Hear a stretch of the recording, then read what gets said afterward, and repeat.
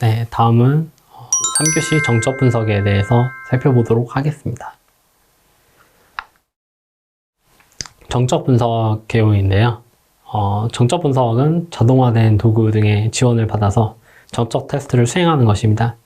이전에는 이제 뭐 열심히 출력된 그런 문서들, 여러 문서들을 이제 보면서 내 의견도 말하고 이런 거에 대해서 이제 어떻게 조치를 해야겠다, 약간 문서 작업을 많이 한다고 보면은, 요거는 이제 정적 테스트 중에서 어떤 도구 움직이는 것들을 활용을 해서 이제 수행할 수 있는 그런 내용이라고 볼 수 있습니다. 이게 소프트웨어가 실행되는 거는 아니고요. 실제로 이제 자동화 도구가 이런 소프트웨어나 이런 게 실행이 되기는 하지만, 그게 이제 실제 소프트웨어를 구동시키는 게 아니라 그런 것들이 이제 움직여서 이제 약간 동적 측면의 테스트로 이제 좀 잘못 오해를 할 수도 있습니다. 하지만 요거는 이제 마찬가지로 실제 소프트웨어는 움직이지 않기 때문에 그러한 측면에서 정적 테스트로 인지를 하는 것이 좋겠습니다. 종류로는 3가지가 지금 여기서 준비를 했고요. 코딩 표준, 그다음에 코드 복잡도 계산, 자료 흐름 분석, 이렇게 3가지로 되어 있습니다. 각각 하나하나에 대해서 이제 살펴보도록 하겠습니다. 먼저 코딩 표준입니다. 코딩 표준은 개발자가 프로그램을 작성할 때 지켜야 하는 규약으로 이제 정의가 되어 있고요. 예시로 이제 다음과 같이 왼쪽 그림을 보시면은 굉장히 좀 알아보기 힘들고, 이 개발자 자체가 이제 스스로 그냥 이건 이렇게 짜야겠다라고 한 약간 혼란스러운 그런 모습을 볼 수 있는데요. 보통 코딩 표준 같은 경우에는 이런 구조적인 측면을 요구를 하고 있습니다. 코딩 표준 안에 이런 띄어쓰기는 몇 칸, 요 함수 안에 변수 같은 경우에는 이제 뭐 어떤 걸로 정의를 하고, 그 다음에 이 하나하나의 이제 간격, 그리고 이런 표기 순서라든지 이러한 측면에서 실제 표준에 어떻게 하세요라고 이렇게 들어가 있습니다.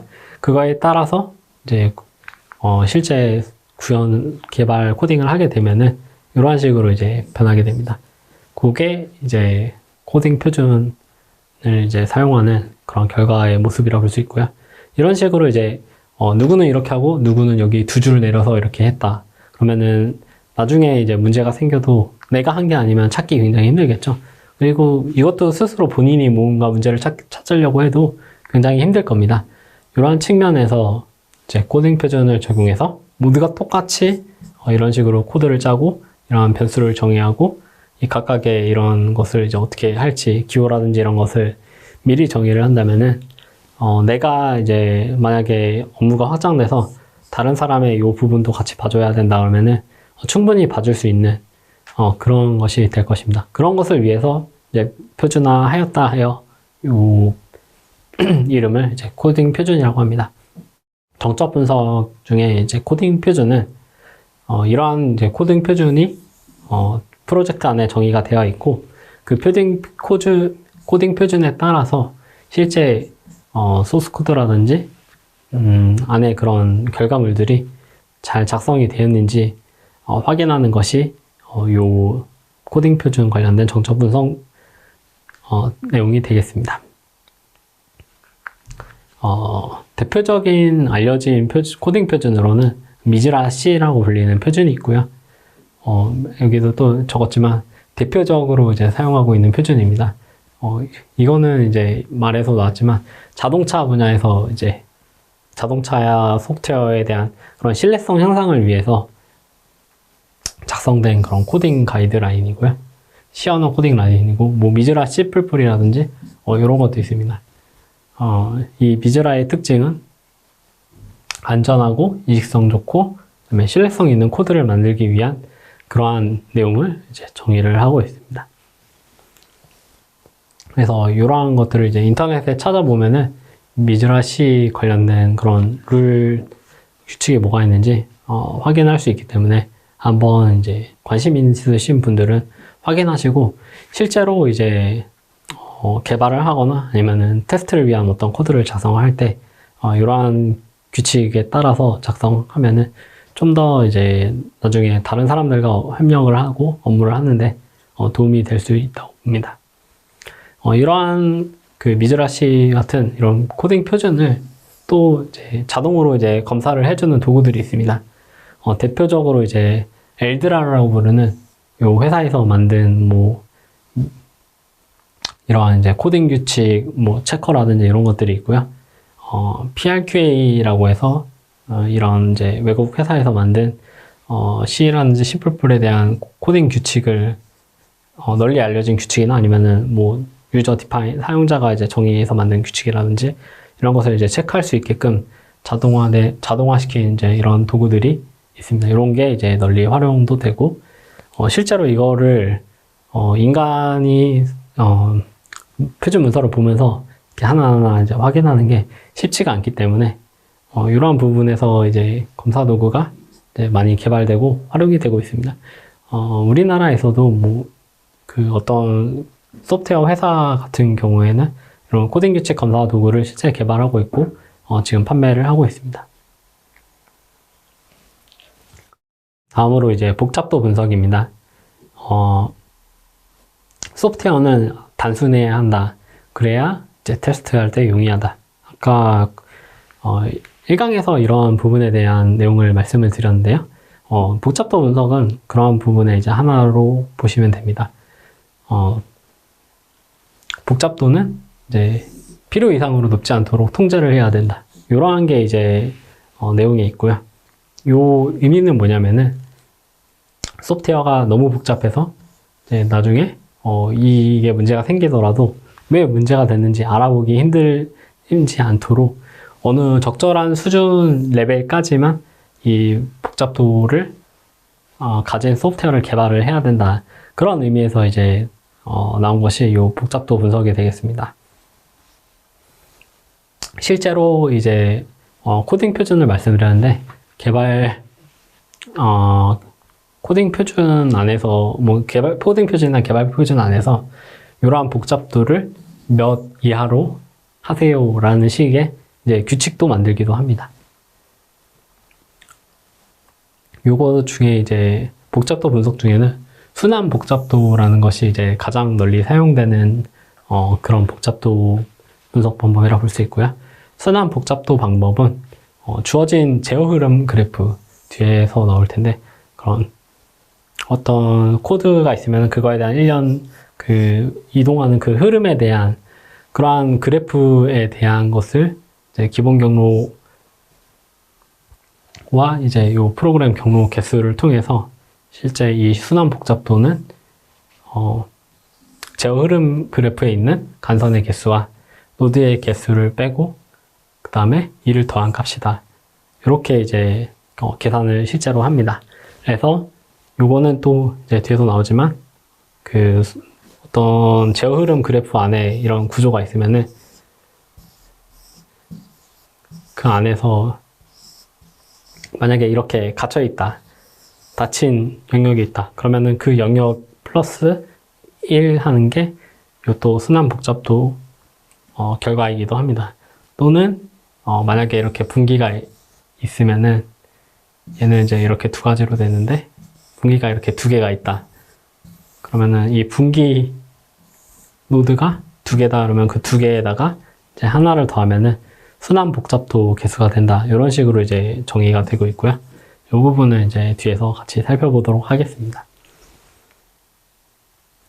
네, 예시로 이제 좌측이 이제 자료 흐름 그래프가 되겠고요. 오른쪽은 이제 요거에 대한 원래 소스 코드가 되겠습니다. 요 소스 코드를 이제 자료 흐름 그래프로 표현한 것이 이제 요 우측상의 그림이 되겠습니다. 보시면은 이제 i는 1부터 이렇게 while도 있고 그거에 대한 if가 있고 그 다음에 if에 적용이 되면은 이쪽으로 가는 그런 분기 노드도 하나 보이고 아니면은 일로 가는 이쪽도 보이고 그래서 이제 마지막으로 이제 i가 더해지는 그런 것으로 와서 계속 반복하다가 이게 조건이 달성을 하면은 출력이 되는 그러한 이제 흐름을 이렇게 다음과 같이 표시를 한 것이 이제 자료 흐름 그래프고요. 그래서 여기서 살펴보면은 먼저 이런 아까 말씀드린 간선, 이러한 분기의 간선의 개수가 총 8개. 이렇게 확인해 보시면 총 8개가 되고요. 그리고 노드, 이런 파란색 하나하나 이런 점이 이제 노드가 되는데요. 이 노드가 7개. 그래서 8-7은 여기다가 2를 더하면은 순환복잡도. 얘는 순환복잡도 3에 해당하는 그런 코드가 되겠습니다. 이런 식으로 이제 그 개발 결과물 소스 코드라든가 이런 거에 대한 이런 복잡도를 계산하는 것이, 분석하는 것이 이 순환 복잡도에 대한 내용이 되겠습니다. 아까 이제 두 번째 방법으로는 닫힌 영역의 개수를 구하고 거기에 플러스 1을 하면은 순환 복잡도를 계산할 수 있다고 이렇게 말씀을 드렸는데요. 순환 복잡도 아까 그걸 살펴보면은 크게 닫힌 영역, 즉 이렇게 입구가 뚫려 있거나 여기라든지 이런 데라든지 뭐 이렇게 여러 군데를 볼 수 있는데요. 여러 군데가 아니라 실제로 이런 간선에 의해서 다 막혀 있는 구역을 이렇게 다음같이 두 가지로 볼 수 있습니다. 그래서 이 두 개에다가 플러스 1을 해서 3이 나왔습니다. 똑같이 앞에 결과랑 똑같이 이 순환 복잡도가 3이 나온 것을 확인할 수 있고요. 다음으로 이제 순환 복잡도 중에 이제 마지막 분기 노드들의 개수 플러스 1이 이 순환 복잡도가 된다. 여기서 보시면은 분기라는 거는 어떤 조건에 의해서 true가 될 수도 있고 false가 될 수도 있고 이런 갈림길이 될 수 있는 거를 의미를 하고요. while도 마찬가지로 i가 n보다 작으면은 계속 여기로 내려가야 되고, 얘가 만약에 크면은 이 조건을 벗어난 거기 때문에 이렇게 됩니다. 그래서 t와 f 이렇게 두 가지 분기가 있기 때문에 얘가 이제 하나의 분기 노드가 되는 것이고요. 마찬가지로 if 문도 살펴보면은 if 안에 i가 10보다 크면은 요거, 10보다 작으면은 요거, 이런 식으로 이제 가기 때문에 두 가지 갈 수 있는 길이 생기죠. 이렇게 노드가 또 하나 이렇게 있습니다. 나머지는 뭐 그런 부분이 없기 때문에 분기가 당연히 아닌 것이고요. 요 분기 개수를 이제 합친